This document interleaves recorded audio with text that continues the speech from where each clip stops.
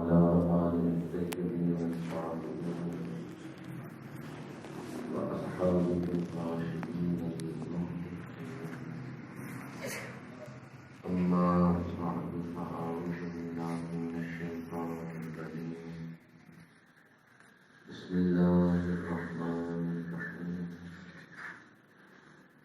أقم الصلاة لدلوك الشمس إلى غسق الليل وقرآن الفجر إن قرآن الفجر كان مشهودا.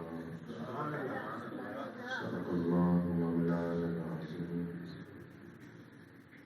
إن الله وملائكته يصلون على النبي يا أيها الذين آمنوا صلوا عليه وسلموا تسليما.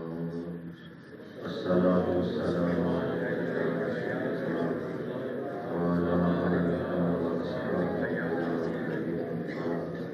الصلاة والسلام عليك يا سيد الأنبياء والمرسلين وعلى آلك وأصحابك يا رحمة للعالمين.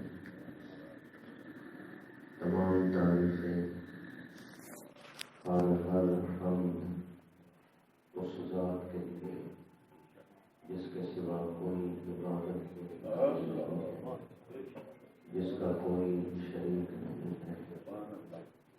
وہ واجب الوجود ہے، باقی ہر شے ممکن الوجود ہے. وہ بے نیاز ہے، باقی ہر شے اس کی نیاز مند ہے.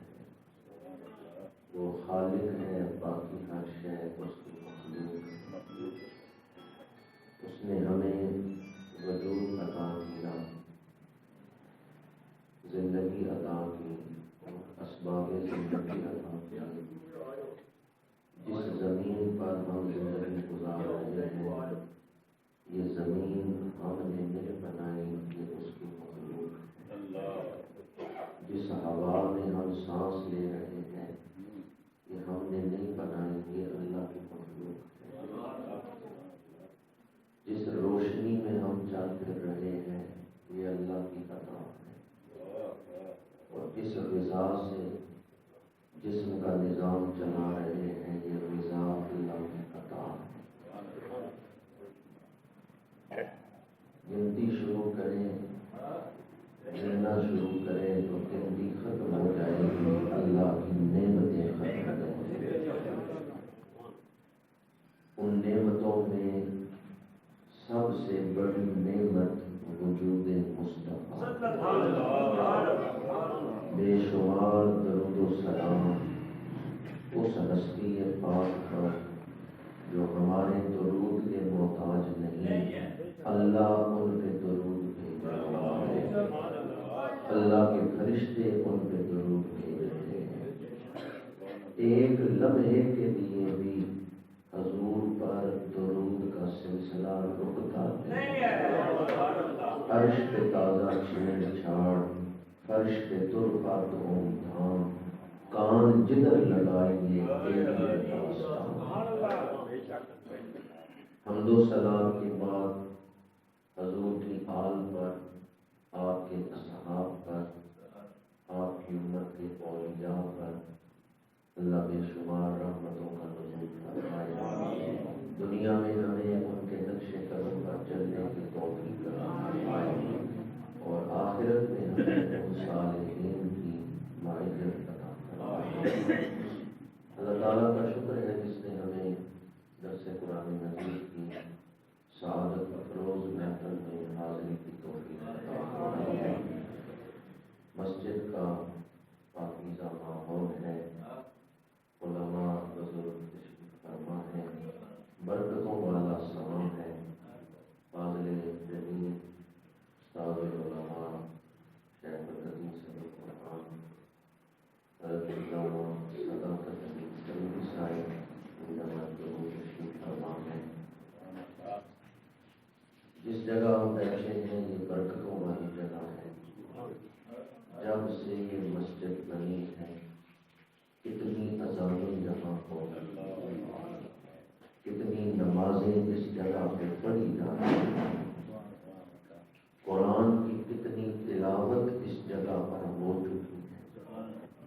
آج تک جتنی عبادت اس جگہ پر ہوئی ہے اس کی برکتیں اس ماحول میں موجود ہیں۔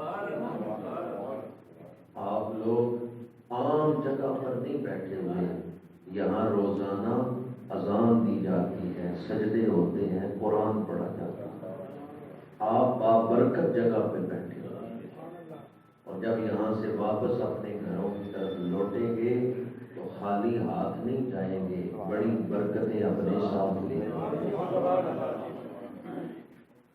اللہ تعالیٰ درس قرآن مجید کے فیوزات و برکات ہم سب کو عطا فرمائے۔ آج میں قرآن مجید کے موضوع پر ہی چند گھڑیاں گفتگو کر رہا ہوں۔ اللہ تعالیٰ نے انسانی ہدایت کے لیے انبیاء کرام کو دنیا میں بھیجا، ان پر کتابوں کا نزول فرمایا۔ کتاب کا لفظ مصدر ہے جس کا معنی ہے لکھنا، لیکن یہ مفعول یعنی لکھی ہوئی چیز کے لیے بولا جاتا ہے۔ مصدر مفعول کے معنی میں استعمال ہوتا ہے۔ ویسے کتاب کا جو لفظ ہے اس کا معنی ہے جمع کرنا، کتاب کے لفظ کا معنی ہے جمع کرنا، کیونکہ حرف جمع کیے جاتے ہیں تو لفظ بنتا ہے۔ اگر ایک حرف کو دوسرے حرف کے ساتھ جوڑیں گے نہیں تو لفظ نہیں بنے گا۔ لفظوں کو جوڑتے ہیں تو جملہ بنتا ہے، جملوں کو جوڑتے ہیں تو مضمون بنتا ہے، اور چند مضامین کو جوڑتے ہیں تو کتاب بنتا ہے۔ تو لفظی معنی کتاب کا کیا ہے؟ جوڑنا، جمع کرنا۔ حرف ملاتے ہیں، جوڑتے ہیں، جمع کرتے ہیں تو حرف ملانے سے ہی لفظ بنتا ہے۔ کتاب کی جمع کتب ہے۔ ایمان مفصل میں بزرگ یاد کروایا کرتے تھے کہ لوگوں کو ایمان مفصل یاد ہوگا، آمنت باللہ و ملائکتہ و کتبہ۔ کتابوں پر ایمان لانا ضروریات دین میں سے ہے۔ جو آسمانی کتابوں پر ایمان نہیں رکھتا وہ مومن نہیں ہے۔ کتاب کیوں ضروری ہے؟ اس لیے کہ اللہ کی پہچان اور اللہ کی مرضی کے مطابق زندگی گزارنا یہ ہر انسان پر فرض ہے کہ وہ اللہ کی معرفت حاصل کرے جو اس کے لیے ممکن ہے، اور اللہ کے حکم کے مطابق زندگی گزارے، یہ ہر انسان کا فرض ہے۔ لیکن اللہ کی پہچان کیسے ہوگی اور اللہ کے احکامات کا پتہ کیسے چلے گا؟ اس کے لیے اللہ نے رسول بھیجے اور رسولوں پر کتاب۔ ایک عیسائی طالب علم لاہور آیا ہوا تھا، تو ایک بزرگ کے گھر وہ رہتا تھا، کوئی رشتے داری تھی وہاں، تو اس کی وجہ سے وہ لاہور پڑھنے کے لیے آیا ہوا تھا۔ اس نے ایک دن ان بزرگوں سے کہا بھی ایک لفظ میں اسلام کا تعارف کرائے، ایک لفظ۔ انہوں نے کہا پہلے تم عیسائیت کا تعارف کراؤ، عیسائیت کیا ہے، لیکن اسی طرح مختصر ترین تعارف۔ اس نے کہا کہ عیسائیت ہے پیار کرنا، محبت کرنا، لو۔ اب آپ بتائیں اسلام کیا ہے؟ ان کا میں نے فوراً کہہ دیا اسلام اخوت ہے، محبت ہے، رواداری ہے۔ اس نے کہا یہ تو کوئی بات نہیں، اخوت رواداری یہ تو میں نے بھی کہہ دیا کہ عیسائیت لو ہے، محبت ہے۔ بزرگ کہتے ہیں فوراً میرے ذہن میں ایک بات آئی کہ اسلام حلال اور حرام میں فرق کرنا سکھاتا ہے۔ وہ عیسائی تڑپ اٹھا، اس لیے کہ جو اس نے جواب دیا تھا نا محبت، تو ہر ہر محبت تو حلال میں نہیں ہے۔ جو تعارف ان بزرگوں نے کرایا تھا جامع وہ تھا کہ اسلام حلال اور حرام میں فرق کرنا سکھاتا، کون سی چیز حلال ہے کون سی چیز حرام۔ محبت کے لفظ بولا اس عیسائی نے، لیکن ہر محبت تو جائز بھی نہیں۔ کئی محبتیں ایسی ہیں بندہ کہتا ہے میرے دل میں محبت ہے، پر اللہ کی طرف سے اس پر عذاب نازل ہو رہا ہوتا ہے کیونکہ وہ محبت جائز نہیں۔ کیا بتوں کی محبت، کیا اس پر اللہ کی رحمت نازل ہوتی ہے؟ معبودان باطلہ کی محبت۔ تو اسلام حلال اور حرام میں فرق کرنا سکھاتا ہے۔ اس کے لیے اللہ کریم نے کتاب نازل فرمائی، رسول بھیجے اور رسولوں پر کتاب نازل فرمائی۔ کم و بیش 1.25 لاکھ انبیاء کرام دنیا میں تشریف لائے، اور ایک معروف قول کے مطابق 104 صحیفے اور کتابیں اللہ کریم نے نازل فرمائی۔ خیالی کے حاشیہ میں یہ بات لکھی ہے کہ کتنے صحیفے اور کتابیں نازل فرمائی؟ 100 صحیفے ہیں، 4 کتابیں۔ 10 صحیفے حضرت آدم علیہ السلام پر، 50 صحیفے حضرت شیس علیہ السلام پر، 30 صحیفے حضرت ادریس علیہ السلام پر، اور 10 صحیفے حضرت ابراہیم علیہ السلام پر، اور 4 کتابیں حضرت موسیٰ علیہ السلام کے تورات، حضرت داؤد علیہ السلام پر زبور، حضرت عیسیٰ علیہ السلام پر انجیل، اور خاتم النبیین پر قرآن پاک۔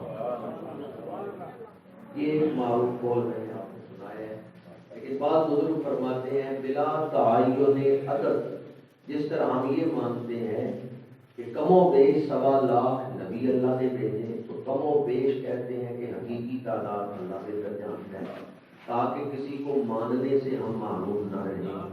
اسی طرح کتابوں میں بھی قول تو کرتے ہیں کہ 104 صحیفے اور کتابیں نازل ہوئیں، لیکن بلا تعین عدد ماننا بہتر ہے کہ حقیقی تعداد اللہ بہتر جانتا ہے۔ معروف یہ ہے کہ 4 کتابیں نازل ہوئیں، ان میں آخری کتاب جو ہے وہ قرآن پاک۔ اللہ کریم نے جتنی کتابیں نازل فرمائی ہیں ان میں سے کوئی کتاب بھی اس وقت دنیا میں اپنی اصل شکل میں موجود نہیں سوائے قرآن پاک۔ تورات نازل ہوئی عبرانی زبان، زبور انجیل یہ دونوں کتابیں نازل ہوئی سریانی زبان میں۔ آج کوئی تورات کا اصل نسخہ دکھائے جو عبرانی زبان ہے، یا کوئی پڑھ کے دکھائے کہ یہ عبرانی زبان ہے۔ وقت نصر نے تورات کے نسخے چلا دیے تھے جب اس نے عیسائیوں کو یہودیوں کو قتل کیا، تو بعض یہودیوں نے اپنی یاداشت کی بنیاد پر تورات کو ترتیب دیا، بعد میں اس کا ترجمہ کیا گیا۔ تو جو اپنی یاداشت کی بنیاد پر انہوں نے ترتیب دیا اس میں بھی تحریف تھی، آگے جو ترجمہ ہوگا اس میں بھی تحریف۔ اسی طرح زبور اور انجیل جن زبانوں میں نازل ہوئی وہ زبانیں دنیا سے ختم ہو گئی۔ جب ہم زبان ہی نہیں جانتے تو ترجمہ کیسے کر سکتے؟ جب ہم ترجمہ ہی نہیں کر سکتے تو پھر کتاب سے فائدہ کیسے حاصل کر سکتے؟ اور عیسائیوں کے ہاں بھی اصل انجیل موجود ہی نہیں ہے، تحریف شدہ اور ترجمے اور حواریوں یا ان کے شاگردوں کی جمع کی ہوئی انجیلیں ہیں، اس لیے وہاں شہر بدل جائے تو انجیل بدل جاتی ہے۔ کوئی انجیل متی پڑھتے ہیں، کوئی انجیل یوحنا پڑھتے ہیں، کوئی انجیل برناباس پڑھتے ہیں، کوئی انجیل لوکا پڑھتے ہیں، کوئی انجیل مرقس پڑھتے ہیں۔ کیتھولک عیسائیوں کے ہاں انجیل اور ہے، رومن عیسائیوں کے ہاں انجیل اور ہے، اور مشرق سے مغرب تک پوری دنیا میں پھر کے دیکھ لیں قرآن کا ایک ہی نسخہ ہے۔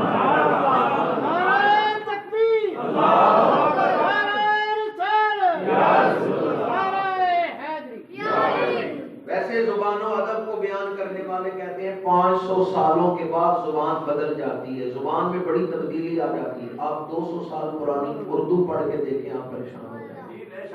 بلکہ اعلیٰ حضرت کی لکھی ہوئی اردو پڑھ کے دیکھیں، آپ کو نہیں سمجھ آئے گی. حالانکہ ابھی 100 سال نہیں گزرا. 100 سال پرانی اردو آپ پڑھ کے دیکھیں تو حیران ہو جائیں گے، پریشان ہو جائیں گے.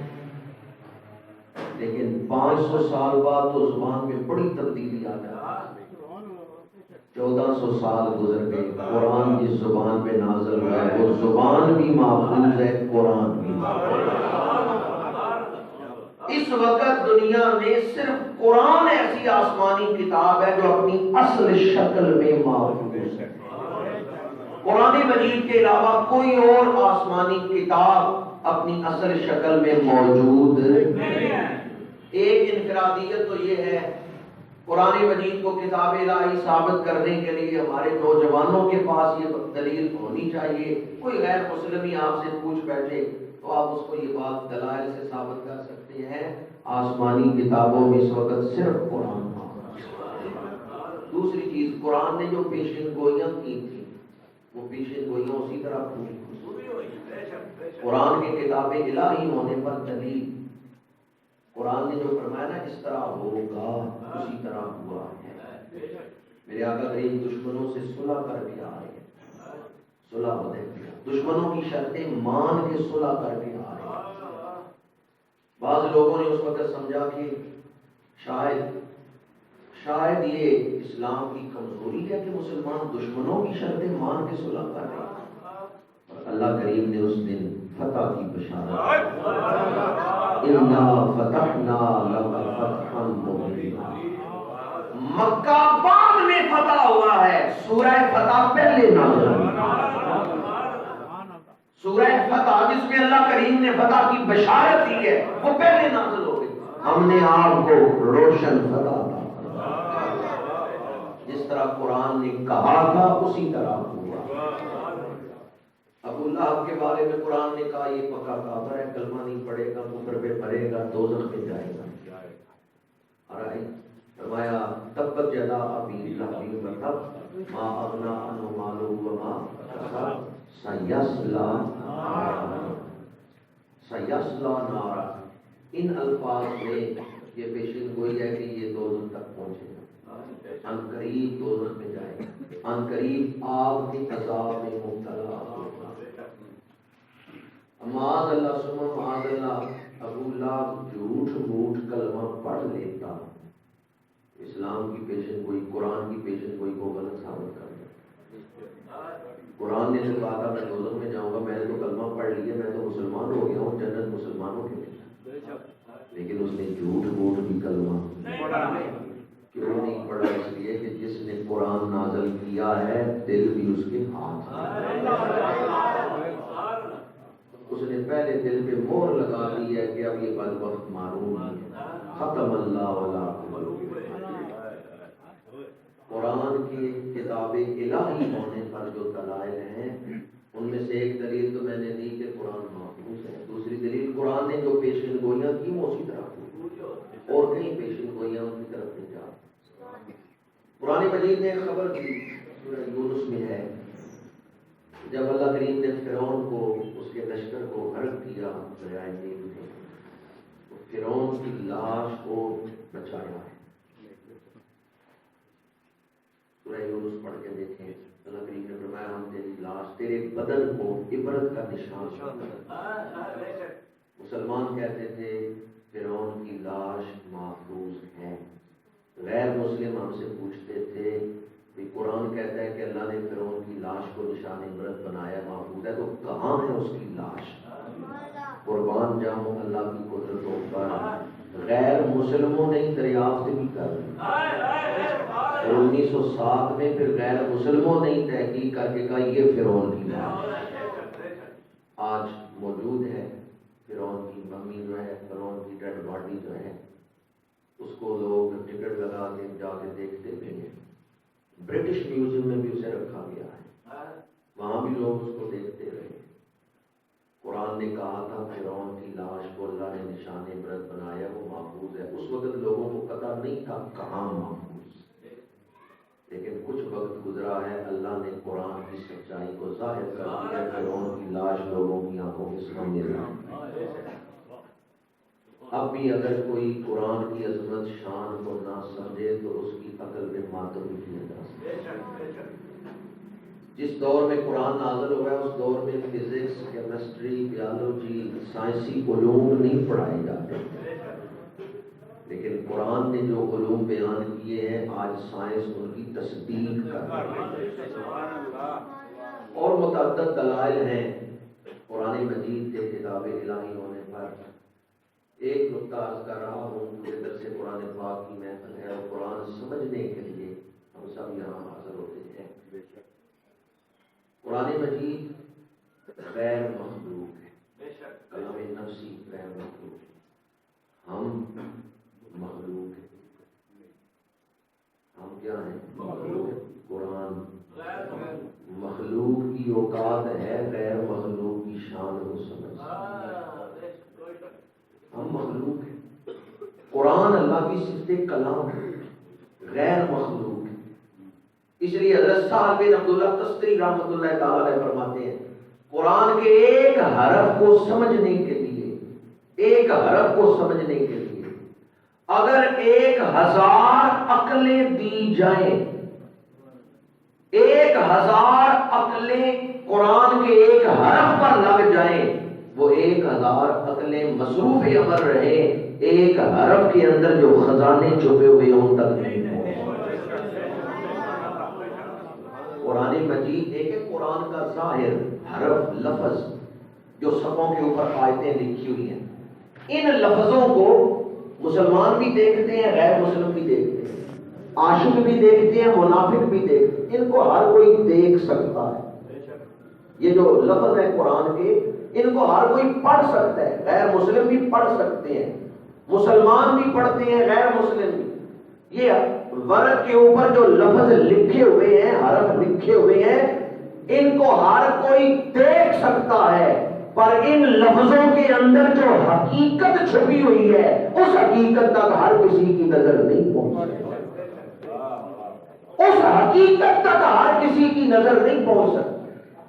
قرآن کا حسن دیکھنے کے لیے اپنی آنکھوں میں خاک مدینہ کا سرما لگا، جو اپنی آنکھوں میں خاک مدینہ کا سرما لگا کر قرآن کے حرفوں کو دیکھے گا، وہ ظاہر کو بھی دیکھے گا، اندر چھپے ہوئے خزانے بھی دیکھے گا۔ آسان سے مثال دے رہا ہوں، بندہ بیٹھا ہے کشتی میں، سمندر میں کشتی چل رہی ہے، بندہ سمجھے جو کچھ ہے سمندر کی سطح ہی ہے، نیچے کچھ نہیں۔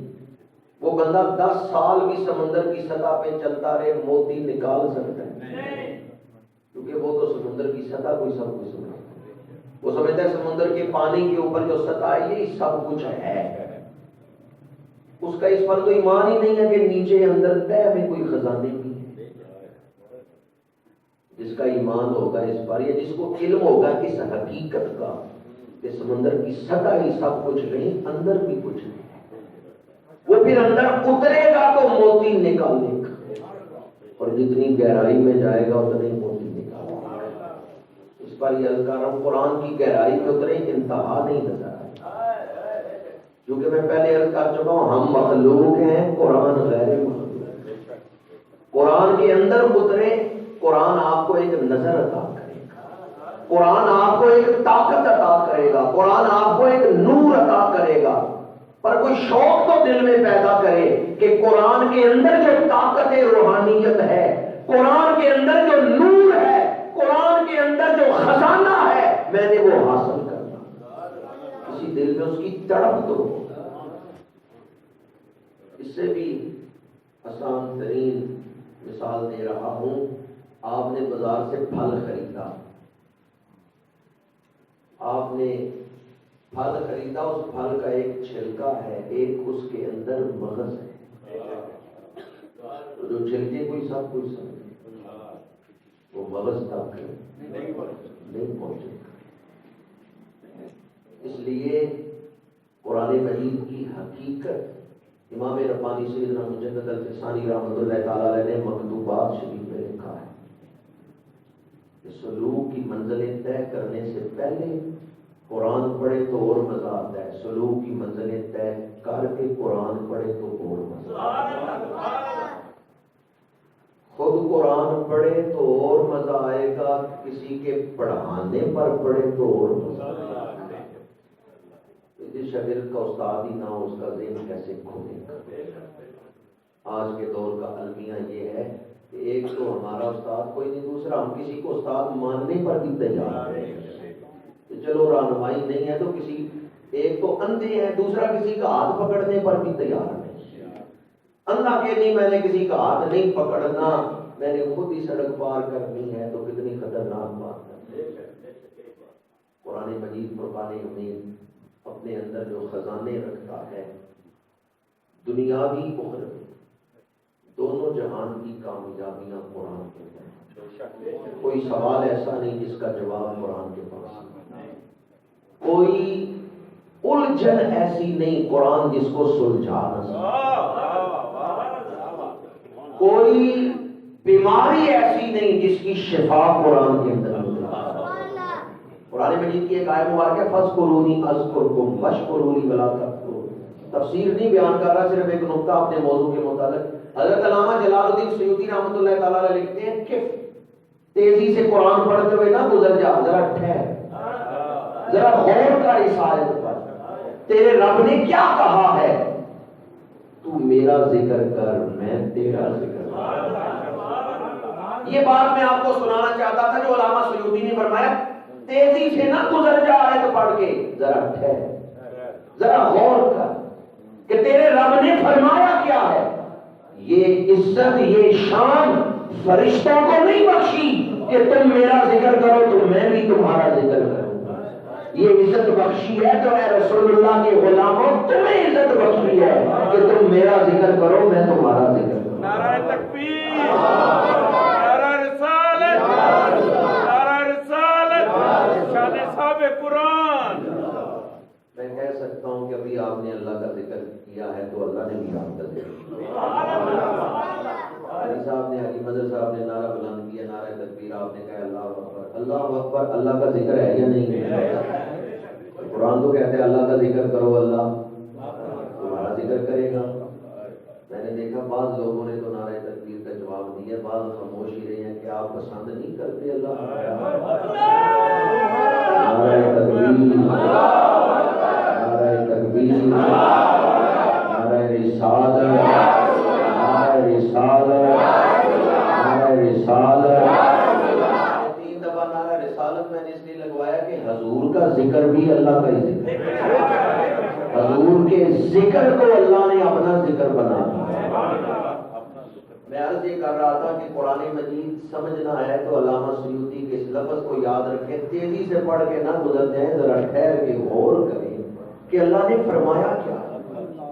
ایک تو کف کا لفظ کہ ٹھہرو، دوسرا قرآن مجید فرقان حمید سمجھانے کے لیے علامہ سیوطی فرماتے ہیں اگر تیرے دل کو یقین آ گیا نا اس بات، اگر تیرے دل کو یقین آ گیا کہ اللہ نے فرمایا تم میرا ذکر کرو میں تمہارا ذکر کروں گا، اگر اس بات پر تیرے دل نے یقین کر لیا پھر تو کبھی اللہ کا ذکر نہیں چھوڑے۔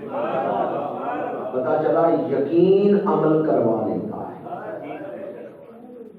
آپ اپنے دوست کے گھر گئے، اس نے دعوت کی تھی کہ آؤ کھانا کھلانا ہے تمہیں، آپ گئے کھانا کھانے، دعوت پر گئے، دوست نے دسترخوان بچھایا، کھانا رکھ دیا، خود وہ برچی کھانے میں کوئی چیز لینے گیا ہے، آپ نے کھانے کی طرف ہاتھ بڑھایا ہے کہ وہ دوڑتا ہوا آیا ہے برچی کھانے سے اور کہنے لگا نہ کھانے کی طرف ہاتھ نہ بڑھانا، رکھ دو واپس دو۔ آپ نے کہا خود ہی تو تم نے مجھے دعوت پہ بلایا ہے، اتنے کھانے پکا کے سامنے رکھے ہیں اور ہم کہتے ہو لقمہ واپس رکھ دو دسترخوان، کیا سبب ہے؟ اس نے کہا برچی کھانے میں کچھ زہر ایک گڑیا میں پڑا ہوا تھا، نوکر کو پتا نہیں چلا، اس نے زہر سارے کھانے میں ملا دیا۔ اب مجھے بتائیں آپ اس کھانے کی طرف ہاتھ بڑھائیں گے؟ کون سی چیز روک رہی؟ یہ یقین کہ زہر مارتا ہے، بندہ زہر کھا دے تو مار جائے گا، یہ یقین آپ کو روک دے۔ اب آپ ہاتھ نہیں بڑھائیں گے کھانے کی طرف، کاش اتنا یقین گناہوں پر اس طرح زہر جسم کو مارتا ہے، گناہ بھی روح پر اثر۔ کہ حضور نے کھول کے بیان بھی کیے. یقین عمل کروا دیتا ہے. علامہ سیوطی رحمۃ اللہ تعالیٰ نے فرماتے ہیں ایک تو تیزی سے نہ گزر جا، غور کر، ٹھہر کے غور کر کے اللہ نے فرمایا کیا. اور دوسرا اگر تیرے دل کو یقین آ گیا پھر تو شریعت پر عمل کرے گا، شریعت سے دور نہیں، پھر تو شریعت کو چھوڑے گا، پھر تو پاکیزگی کو اختیار کر لے گا جب تیرے دل کو یقین کامل حاصل ہو. میں نے قرآن مجید کی عظمت و شان کے حوالے سے چند نکات بیان کیے. آج میں آپ کے سامنے درس قرآن کے موقع پر ایک سوال رکھنا چاہتا ہوں. اگر آپ نے سوال پر غور کیا، گھر جا کے اپنے اندر اس سوال کا جواب تلاش کیا دیانتداری کے ساتھ، اس سوال کا جواب آپ کو سعادت کے راستے پر چلا. سوال یہ ہے کہ اپنے آپ سے ہم نے پوچھنا ہے کیا مجھے قرآن کے ساتھ محبت ہے. اپنے آپ سے ہم نے یہ پوچھنا ہے کیا مجھے قرآن کے ساتھ محبت ہے. ایک اس کا جذباتی جواب ہے، فوراً آپ کے کہ ہاں مجھے محبت ہے. یہ ہو سکتا ہے کہ مسلمان محبت نہ کرے قرآن سے. تو میں نے اس کے لیے کہا ہے جذباتی جواب نہیں دینا، دیانتداری سے اپنے اندر جواب تلاش کر لیں.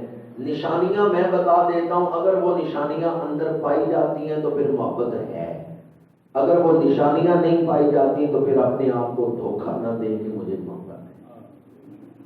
پہلی نشانی یہ کہ محبوب ملے تو محب کا دل خوش ہو جائے. کیا قرآن کی تلاوت سن کے یا قرآن کی تلاوت کر کے آپ کا دل خوش ہوتا ہے؟ پوچھ نہیں رہا یا آپ کے اپنے آپ سے پوچھ اپنا تجزیہ خود کرنا ہے کہ قرآن کی تلاوت کر کے یا سن کے میرا دل خوش ہوتا ہے یا نہیں. کیونکہ محبوب ملے تو محب کا دل خوش ہوتا ہے. دوسری نشانی کیا میں اپنا وقت قرآن کے ساتھ گزارتا ہوں بغیر تھکاوٹ کے. کیا روزانہ میں زیادہ وقت، لمبا وقت قرآن پڑھتا ہوں؟ کیونکہ کوئی محب ایسا نہیں جو محبوب کے ساتھ وقت گزارنا پسند نہ کرتا. اگر قرآن کی محبت دل میں ہے تو پھر قرآن پڑھنے کا شوق خود بخود ہی آ جائے. تیسری نشانی اگر کسی دن میں نے قرآن نہیں پڑھا تو کیا ناغا کرنے پر میرے دل میں تکلیف ہوتی ہے کہ آج میں نے قرآن نہیں پڑھا؟ کیونکہ طویل عرصے تک محبوب سے ملاقات نہ ہو تو بندہ بے چین ہوتا ہے اور سوچتا ہے کس چیز نے مجھے محبوب سے دور کی ہے. اس رکاوٹ کو ہٹا کے محبوب تک پہنچتا ہے. وہ کون سی چیز ہے جو مجھے قرآن نہیں پڑھنے دیتی؟ اگر تو اس رکاوٹ کو ہٹا کر آپ قرآن تک پہنچنے کی کوشش کرتے ہیں پھر محبت ہے. جس دن قرآن کی تلاوت نہیں کی ایک کمی محسوس ہوتی ہے، تکلیف ہوتی ہے، آج محبوب نہیں ملا، پھر تو آپ کے دل میں محبت ہے. اور اگر سال گزر جائے رمضان سے رمضان تک خیال ہی نہ آئے قرآن. کتنی نشانیاں میں نے بیان کی.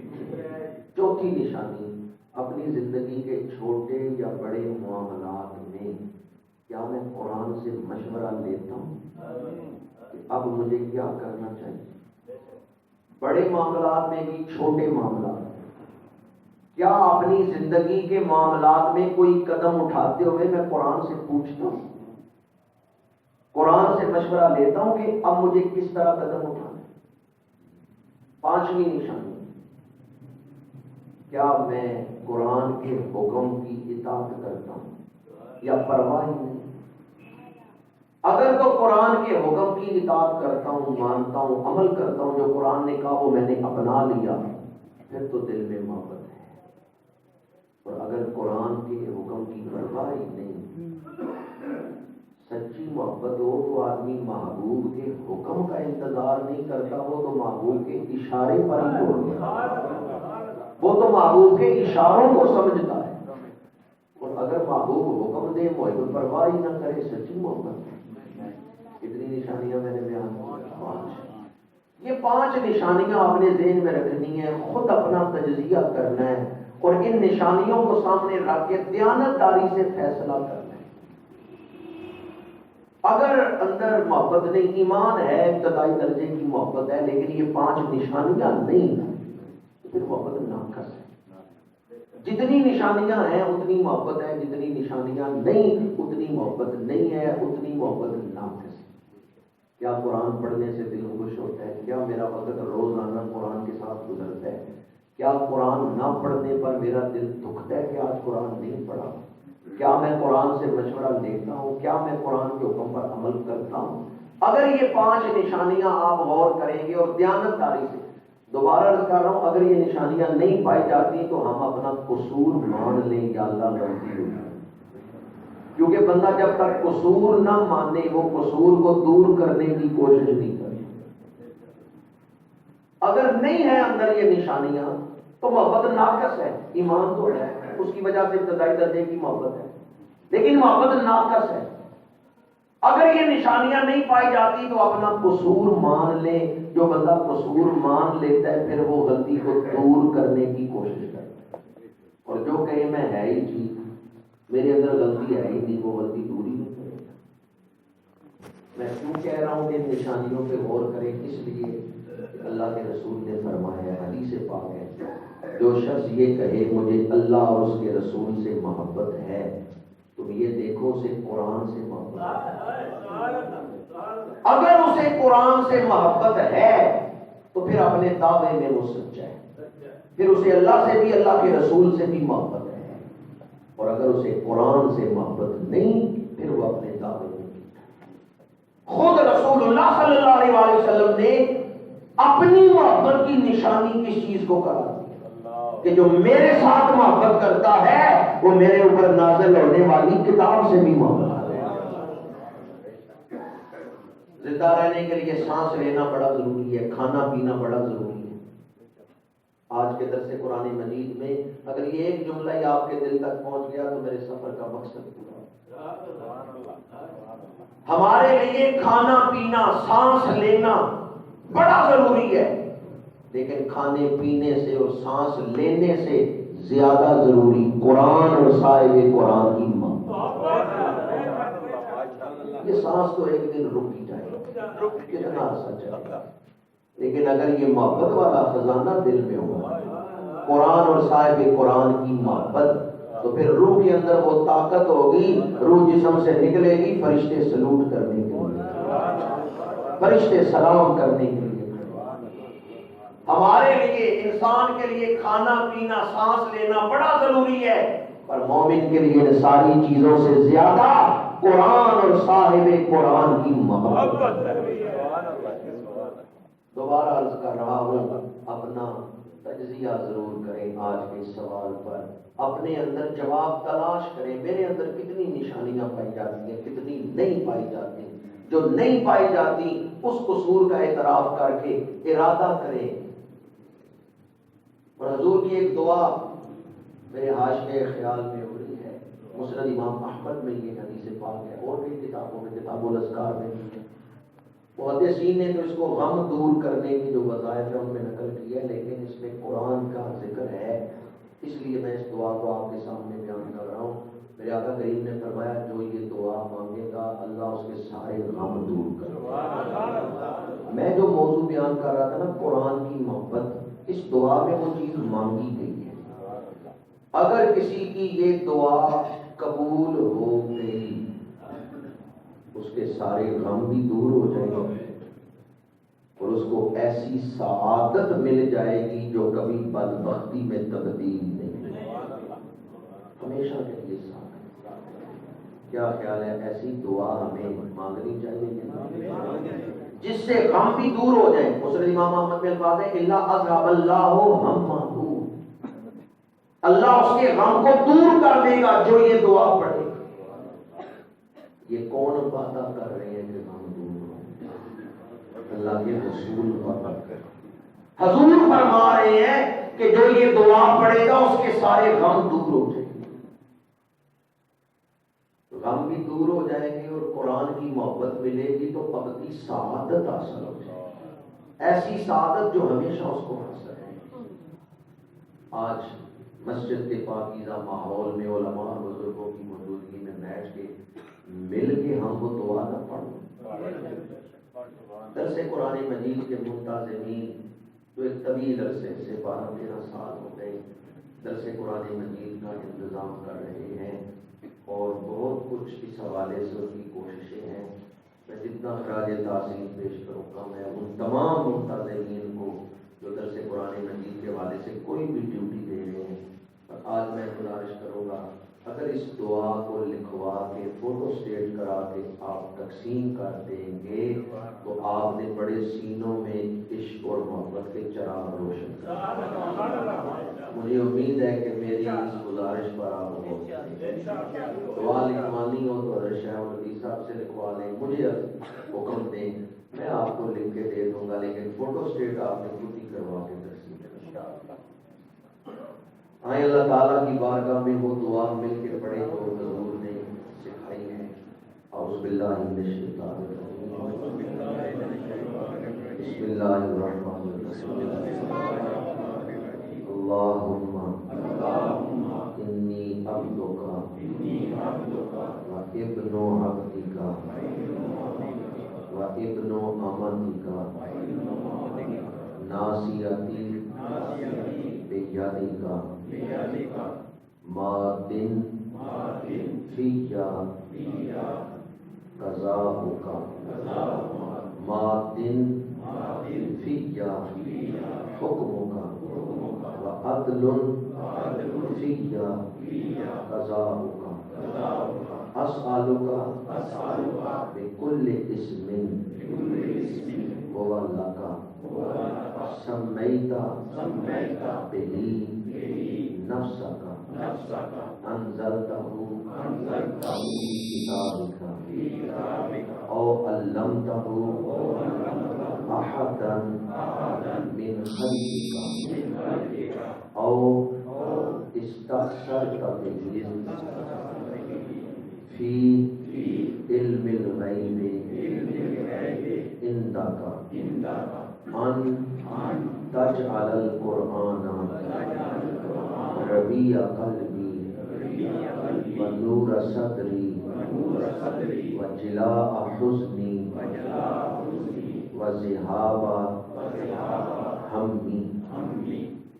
اس دعا میں 3 مختلف مرحلے ہیں. پہلے مرحلے میں بندگی کا ذکر ہے.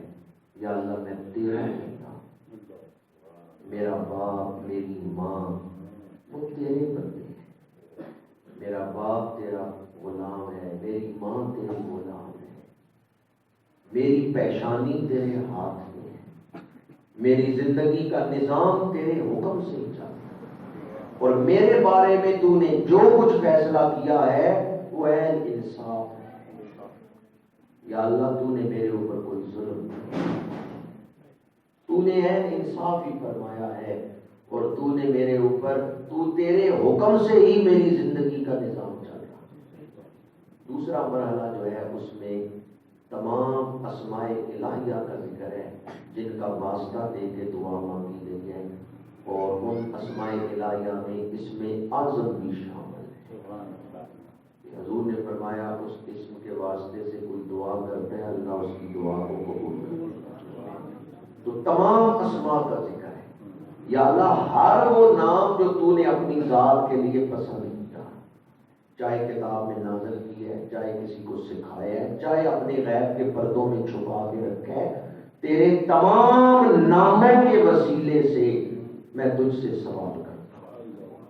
اور دعا کے تیسرے حصے میں وہ سوال ہے. پہلے حصے میں بندگی, دوسرے حصے میں اللہ کے ناموں کا واسطہ, اور تیسرے حصے میں یا اللہ قرآن کو میرے دل کی بہار بنا, یا اللہ قرآن کو میرے سینے کا نور بنا دے, یا اللہ قرآن کو میرے غم دور کرنے کا وسیلہ بنا دے. ذرا فیصلہ تو کرے وہ دل کیسا ہوگا جس میں قرآن کا نور, وہ سینہ کیسا ہے جس میں قرآن کی بہار ہے. اس دعا میں یہ چیز مانگی گئی, یا اللہ قرآن کو میرے دل کی بہار بنا. قرآن جب دل میں آتا ہے تو زندگی بدل جاتی ہے، نگاہ بدل جاتی ہے، سوچنے کا انداز بدل جاتا ہے۔ قرآن نظر عطا کرتا ہے، قرآن نگاہ عطا کرتا ہے، قرآن مردہ دلوں کو زندہ کر دیتا ہے۔ قرآن کے ساتھ زندگی گزارنے کا مزہ ہے، لطف ہے، کامیابی ہے، اور قرآن کے بغیر زندگی گزارنے کا کوئی مزہ نہیں، کوئی لطف نہیں ہے کہ دل مردہ ہے۔ قرآن مردہ دلوں کو زندہ کر دیتا ہے۔ حضرت فضیل ایاز بہت بڑے ولی ہیں، زینت الاسفیاء ہیں، ابتدا میں ڈاکہ زنی کرتے تھے، ایک قافلے پہ حملہ آور ہوئے مال لوٹنے کے لیے۔ اس قافلے میں قاری صاحب سواری کی پشت پہ بیٹھے قرآن پڑھ رہے، حضرت فضیل ایاز ان کی طرف بڑھے، قاری صاحب تلاوت کر رہے تھے، ایک آیہ مبارکہ حضرت فضیل ایاز کے کانوں سے ٹکرائی، دل کی دنیا بدل۔ لوٹنے کے لیے آئے تھے لیکن سر جھکا کے کھڑے ہو گئے، جو کچھ پاس تھا وہ لٹا دیا ہے۔ کون سی آیت تھی جس نے دل کی دنیا بدل دی؟ الم یعن للذین آمنوا ان تخشع قلوبهم لذکر اللہ وما نزل من الحق۔ کیا ابھی وہ وقت نہیں آیا کہ ایمان والوں کے دل اللہ کے ذکر کے لیے نرم ہو جائے، اور قرآن کے لیے ایمان والوں کے دل نرم ہو جائے؟ وما نزل من الحق، اللہ نے جو حق کے ساتھ نازل کیا ہے اس کتاب کے لیے اہل ایمان کے دل نرم ہو جائے۔ کیا ابھی وہ وقت نہیں آیا؟ قاری صاحب قرآن پڑھ رہے ہیں، حضرت فضیل ایاز آئے لوٹنے کے لیے ہیں، پر سر جھکا کے کھڑے ہو گئے اور عرض کر دیا الام یا رب، الام یا رب، الام یا رب، میرے رب وہ وقت آ گیا ہے، میرے رب وہ وقت آ گیا ہے، میرے رب وہ وقت آ گیا ہے۔ 3 دفعہ عرض کی پروردگار وہ وقت آ گیا ہے کہ اب میرا سر تیری دہلیز پر ہی جھکے گا۔ آج کے بعد فضیل ایاز کی زندگی کا ایک ایک لمحہ تیری بندگی میں گزرے گا۔ پھر تاریخ پڑھ کے دیکھیں، قرآن نے جب دل کی حالت بدلی تو دل کو چمکایا کتنا ہے، دل کو بے نیازیاں کیسی بخشی ہیں۔ وقت کا خلیفہ حضرت فضیل ایاز سے ملنے کے لیے بادشاہ وقت حجرے کے باہر کھڑا ہے، وزیر دروازے پہ دستک دیتا ہے، حضرت فضیل ایاز فرماتے ہیں کون ہو؟ کہتے بادشاہ ہے، میں وزیر ہوں، دروازہ کھولے ملنے۔ آپ فرماتے ہیں جاؤ، مجھے بادشاہ سے کیا کام ہے، بادشاہ کو مجھ سے کیا کام ہے، میں اپنے بادشاہ کی اطاعت میں مصروف ہوں۔ بادشاہ نے کچھ اشرفیاں، کچھ تحائف بھیجے، یہ قبول کر لیں۔ آپ نے ٹھکرا دیے، جو کبھی مال لوٹتے تھے آج بادشاہ کے دی ہوئی اشرفیوں کے تھیلے واپس کر دیں۔ کہا بادشاہ سے کو انہیں لے جائے، انہیں دے جو ان کے طالب ہیں، جو ان کے ضرورت مند ہیں انہیں دے، مجھے ان کی کوئی ضرورت نہیں۔ فخر ہے میروں کا میر، فخر ہے شاہوں کا شاہ، فخر کے ہیں معجزات تاج و سریر و سبا۔ دارا و سکندر سے وہ مرد فقیر اولا، اور جس کی فقیری میں بوئے اسد اللہ، جسے نانے جمی بخشا ہے تو نے اسے بازوئے ہے۔ حضور شیر خدا کے فقر کی خوشبو کا کوئی پہلو کسی کو مل جائے نا، اس کا دل بھی دنیا کی دولت سے بے نیاز ہو جائے۔ یہ زندگی کس نے بدلی؟ ایک اور مثال دے رہا ہوں، پیچھے دعائے رسول کام کر رہی تھی، پر حضرت فاروق اعظم کے قبول اسلام کا ظاہراً سبب کیا ہے؟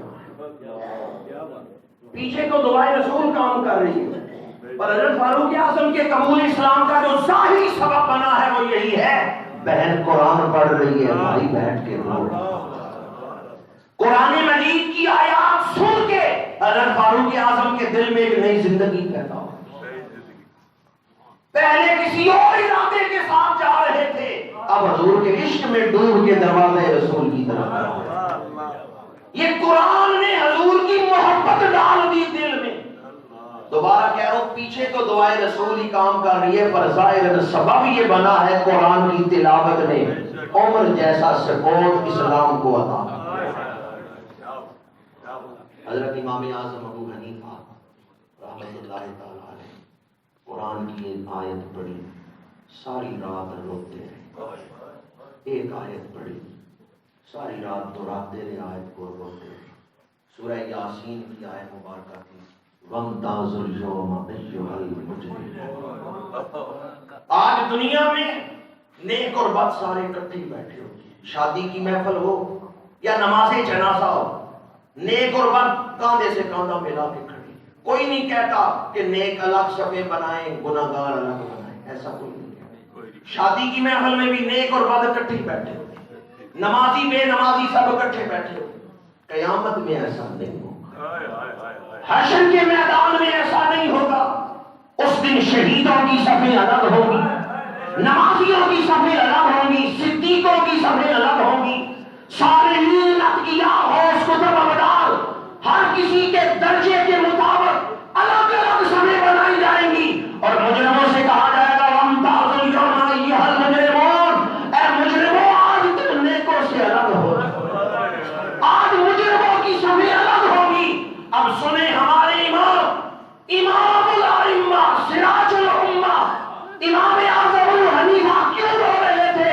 رو کے عرض کرتے ہیں پروردگار تقدیر الہی سے میں واقف نہیں ہوں، میرے بارے میں میرا رب کیا فیصلہ کر چکا ہے میں اس سے واقف نہیں ہوں، ابھی میں دنیا کی آزمائش میں ہوں. یا اللہ میرا خاتمہ ایمان میں، کہیں میں حشر کے میدان میں ان لوگوں میں نہ کھڑا ہو جنہیں کہا جائے گا وَامْتَازُوا الْيَوْمَ أَيُّهَا الْمُجْرِمُونَ.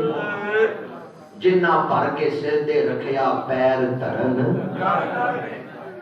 جو جتنا قریب ہوتا ہے وہ اتنا زیادہ ڈرتا ہے، جو جتنا اعلیٰ مقام رکھتا ہے اس کے اندر تقویٰ للہیت اتنا ہی زیادہ ہے.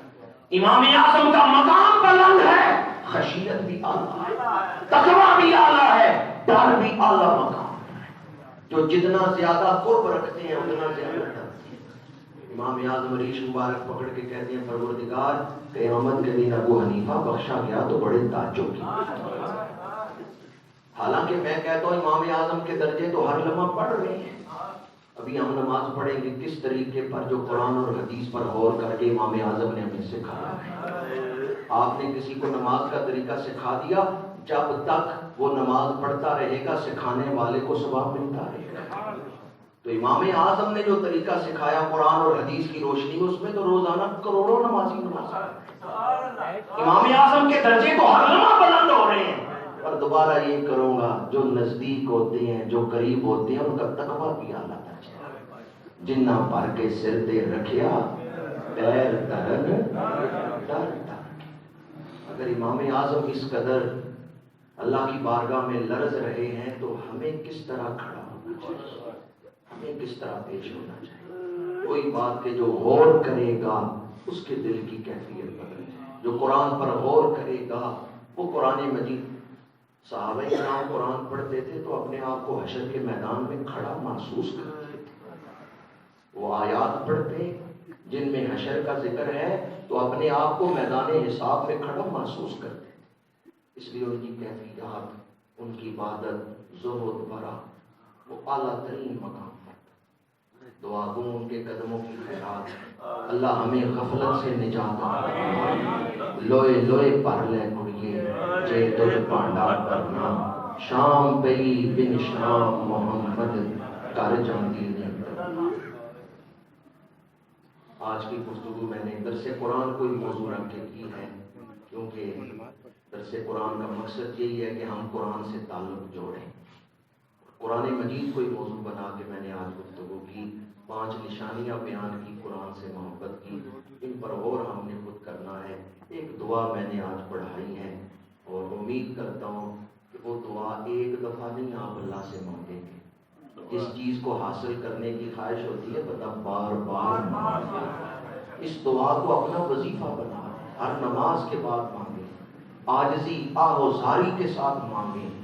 بس اتنا ہی کہوں گا، اگر دعا قبول ہو گئی اور قرآن دل کی بہار بن گیا پھر دائمی سعادت مل جائے.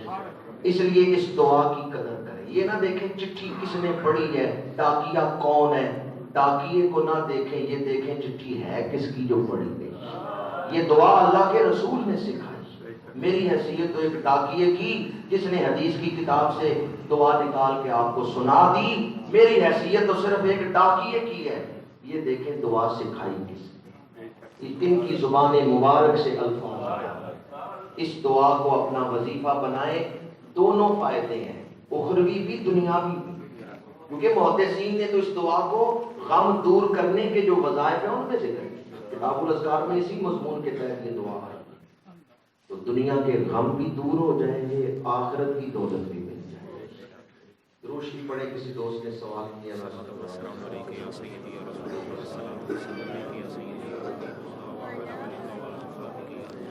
یہ سوال متعدد مرتبہ پہلے بھی کیا جا چکا ہے، کیا عورت قبرستان جا سکتی ہے یا نہیں جا سکتی؟ ایک تو میں آپ کی خدمت میں یہ عرض کروں گا کہ یہ سوال دوبارہ مرتبہ کیا گیا ہے کہ عورت قبرستان جا سکتی ہے یا نہیں جا سکتی۔ یہ بہت کم کبھی کسی نے پوچھا ہے کہ عورت بازار بھی جا سکتی ہے، عورت مہندی کی رسم میں بھی جا سکتی ہے، شادی پر عورت نے جانا ہے تو کس طرح جانا؟ اگر ہمیں اتنی فکر جتنی قبرستان کی فکر ہے کہ عورت قبرستان جا سکتی ہے، اتنی فکر ہو جائے نا کہ عورت بازار جا سکتی ہے یا عورت شادی پہ جائے گی تو کس طرح جائے گی، اتنی فکر ہمیں اس چیز کی ہو جائے تو ہمارا معاشرہ سمجھ جائے۔ بعض اوقات ایسے تو کوشش کرتا ہوں بہت کم شادیوں پہ جاؤں، لیکن کبھی جانا پڑے تو ایسے لگتا ہے کہ جیسے اس قوم کو قرآن سنایا ہی نہیں، جیسے اس قوم میں تبلیغ ہو ہی نہیں، حالانکہ آپ جانتے ہیں تبلیغ کتنی ہو رہی ہے، اسلامی ٹی وی چینل موجود ہے، لیکن اس سے کتنا اثر لیا گیا ہے۔ یہ شادیوں پہ جا کے آپ دیکھ لیں، جب ہماری بہنیں بیٹیاں شامل ہوتی ہیں شادی کی رسموں میں، کاش مسلمان اس وعید کو سامنے رکھتے تو اللہ کے رسول نے فرمائی ہے دیوس پر جنت حرام ہے۔ دیوس وہ ہے جس میں غیرت نہیں، جس کے گھر گناہ کے کام ہوتے ہیں لیکن اس کو پرواہ نہیں، جس میں غیرت نہیں۔ اور بہن بیٹی شادی کے موقع پر اس طرح ہاف بازوؤں کے لباس پہن کر یا ننگے سر پھر رہی ہو تو غیرت کہاں گئی؟ منہ سے کہہ دینا اس سے تو غیرت نہیں ہوتی، غیرت تو عمل سے ثابت ہوتی ہے، اقدامات سے ثابت ہوتی ہے۔ اللہ تعالی ہمیں باعمل مسلمان توفیق عطا فرمائے۔ جہاں تک آپ نے جو سوال پوچھا اس کا تعلق ہے، اس میں ہمارے ہی علماء کا اختلاف ہے۔ بعض نے شرعی آداب کے ساتھ عورت کو جانے کی اجازت دی ہے، مثلاً وہ مزارات جہاں پر عورتوں کے لیے الگ جگہ ہو، مردوں کے لیے الگ جگہ ہو، اختلاط نہ ہو، اختلاط نہ ہو، یعنی اکٹھے نہ ہو حاضری دیں، وہاں جائز ہے۔ عورت کا جانا فتنے کا باعث نہ ہو، خوشبو لگا کے نہ جائے، چھنکنے والا زیور پہن کے نہ جائے، عورت کا وہاں جانا فتنے کا باعث نہیں، پردے کے ساتھ جاتی ہے تو پھر وہ مزارات پہ حاضری دے سکتی ہے، جبکہ الگ راستہ ہے، الگ جگہ ہے جہاں سے اس نے حاضری دینی ہے، مرد اور عورت اکٹھے حاضری نہیں دے۔